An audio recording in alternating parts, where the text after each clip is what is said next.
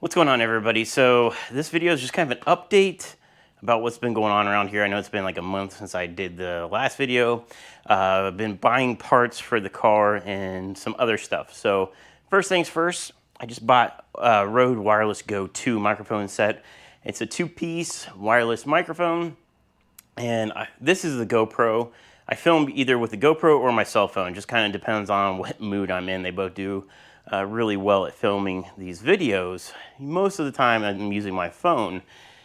Anyways, this summer I want to do some video reviews, or not even reviews, but video of other people's cars, whether it's Hondas, BMWs, whatever make model, that if they're into road racing or into something cool, I want to record it and get that content out on the web so other people can see these cars that are here in Ohio that they might not normally see. And the first one I want to do is my buddy Jeremy. He's got 2 project cars that are done and a third in the works, and he's been helping me out with the build on this, and his cars are really clean. So I want to do some videos on his car. And the thing is that having the wireless mics will allow me to talk to that person in the video and have good audio. So this video, I'm really just making this video to test this wireless mic. This is the first time I've used it. There's some settings on the Rode I can change, and some settings on the GoPro. I can't use this on my phone yet. I had to get an adapter cable. So I'm testing it on the GoPro. Anyways, I figured I'd update you guys on some stuff that's going on with the Civic. I did get a subframe. So Jeremy had a DC2, which is the Integra subframe, like little surface rust, like on the edges of the sheet metal. It's, you know, subframes on these are stamped sheet metal. But other than that, it's in really good shape, and he basically gave it to me for free. So thank you, Jeremy, for that. What I'm going to do is send that subframe off to a powder coater, have them sandblast it, get rid of the rust, and then powder coat it so that way I don't have to worry about the subframe at all in the future. I may stitch weld the sheet metal while it's out, just to stiffen it up. Not that it really probably needs any stiffening, but it's one of those things where if I'm having it sandblasted and powder coated, it's not going to hurt anything. So that being said, I do have a subframe for the car. Gotta get it powder coated and whatnot first. Second update, part of it is timing belt, water pump, tensioner, all that stuff's here. So I can do a timing belt, water pump, tensioner on the motor while it's sitting out. So that's here, and that's what I'm going to film. I'm going to film this little video of updating you guys, and then I'm going to edit it, make sure the audio is good, settings like that, get this video out, and then immediately, as long as that's good, start filming the timing belt, water pump, and stuff like that. So that's the next step, is I'm going to do that while I'm waiting on the subframe. Some other updates, I'm going to flip you guys around. Some other updates is this valve cover is different. So this valve cover, you see it says Spoon Blue on it. This is actually one of Jeremy's. So my valve cover had the DOHC in small letters, and then the big VTEC. This is the big DOHC, it's small VTEC. Jeremy likes the big VTEC lettering, and he said, he asked if I would trade them for one that was already sandblasted, and because he likes, you know, the big VTEC. I could care less. A valve cover is a valve cover. He actually had like 6 different valve covers he was letting me choose from. He had, you know, this is basically a stock one that's sandblasted. He was going to cut the side of it to do a window, and the whole point of that is so you can adjust your cam gears on the car if you have adjustable cam gears. And it looks like he was going to have this powder coated in Spoon Blue. His other valve covers, he had one that already had the window cut, and then he had one that where this was shaved off. I just like the stock look. I was going to repaint mine anyways, so I just traded them. It saves me work of having to get a valve cover sandblasted and strip it, and he got a valve cover he really likes. So that's kind of like one little thing.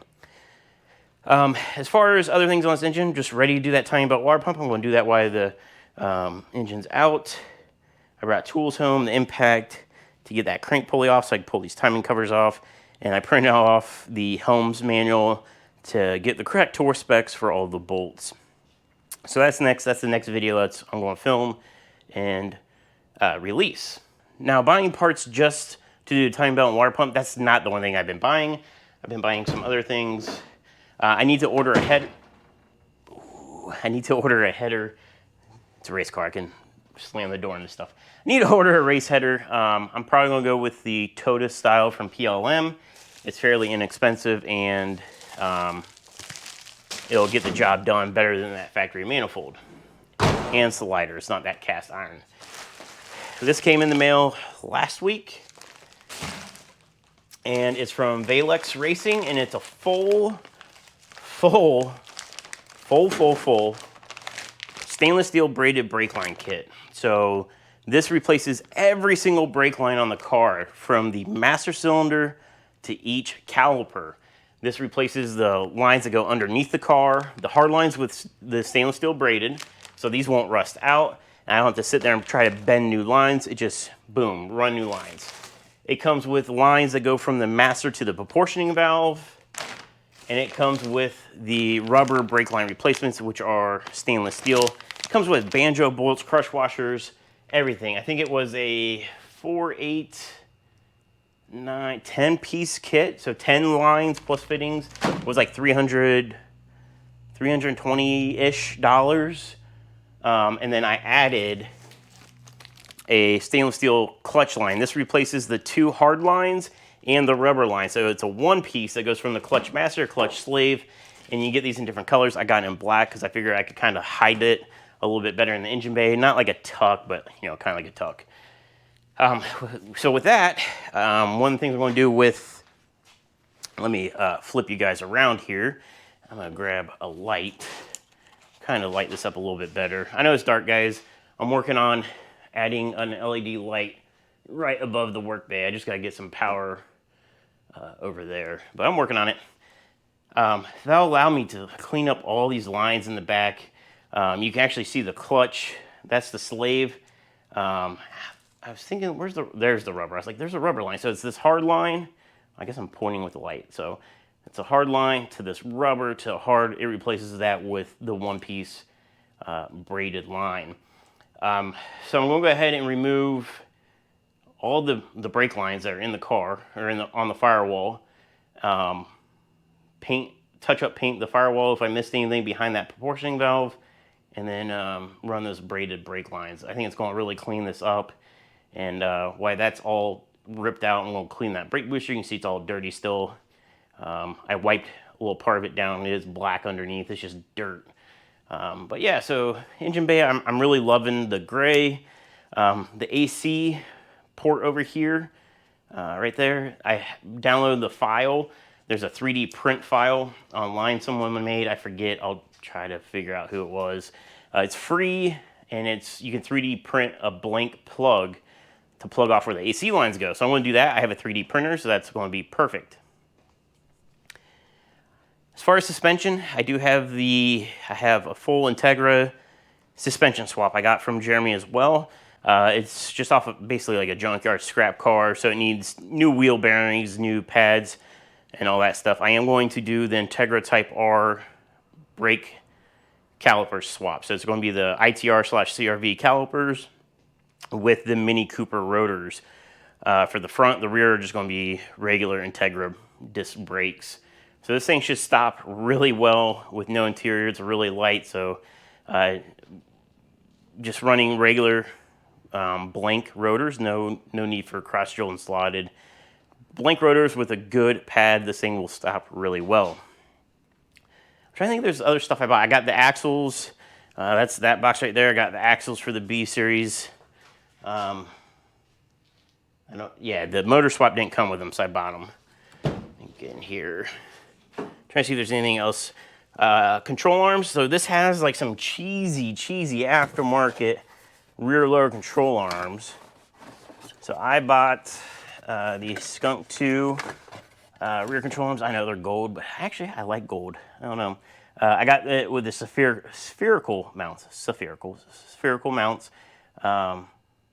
and the race inserts. So this, I mean,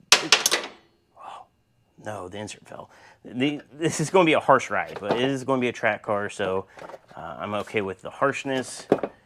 Set that there. Let me grab this insert and set that right there. So yeah, I do want to remove the dash. A lot of people don't pull the dash. I want to remove it because I want to remove everything that's behind it. Airbag, I just want to get rid of it. I have an idea what I'm doing for my cluster and gauge setup, and I want to pull the dash out. I still got to do these seats, and oh, that's another thing. These are Civic Si seats. I love them. One thing I got, which is this box. Haven't even opened it yet. It looks pretty haggard though. Let's see if I can get a little. All right, I had to set you guys down because this thing was super taped. You see that? Got a Sparco raised seat. So I do plan on putting that in the driver. I had this seat in my BMW E46 years and years ago, and I really liked that seat. It's fairly inexpensive, and I really like it. So it'll be the SI seat on the passenger, and then the Sparco on the driver. I'm sure I'm missing some things. I've been buying things here and there. I'm going to order a oil pan baffle kit. I want to put a baffle in this oil pan. If it doesn't have it, I don't know for sure. I need to pull the oil pan off. The P72, Jeremy said, has baffles, which would be like a GSR, I believe, oil pan. I don't know if this oil pan has baffles. If it does, leave it alone, nothing to do.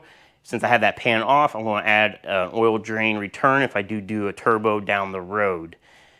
If the pan's off and there's no baffles, they sell a baffle kit. It's a weld-in. I think it's like 20 bucks, 25 bucks, stainless steel, like easy.